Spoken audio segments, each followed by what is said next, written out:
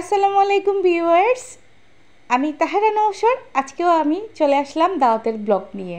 তো যেহেতু দাওয়াত খেয়েছি আলহামদুলিল্লাহ, দাওয়াত আসলে আল্লাহর রহমত থেকে আসে।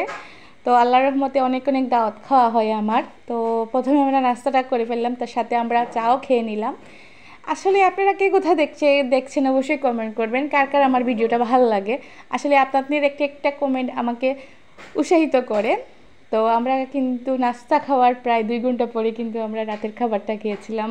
আর প্রথমে এখানে দেখতেই পারতেছেন রোস্ট ছিল, আর গরুর মাংস ভুনা ছিল, আর মাছ ভাজি ছিল, সাথে রসুনের ভর্তাটাও ছিল, আর ছিল সালাদ, আর টকও ছিল সাথে। খুব লোভনীয় খাবারগুলো ছিল। কে কোথা থেকে দেখছেন অবশ্যই কমেন্ট করবেন। আর আমার যদি ভিডিওটা ভালো লাগে অবশ্যই এক সাবস্ক্রাইব করবেন। শুরু করলাম খাওয়াটা। প্রথমে মাছ ভাজি দিয়ে শুরু করলাম। আর সবাই ভালো থাকবেন এই বলে শেষ করলাম। আসসালামু আলাইকুম।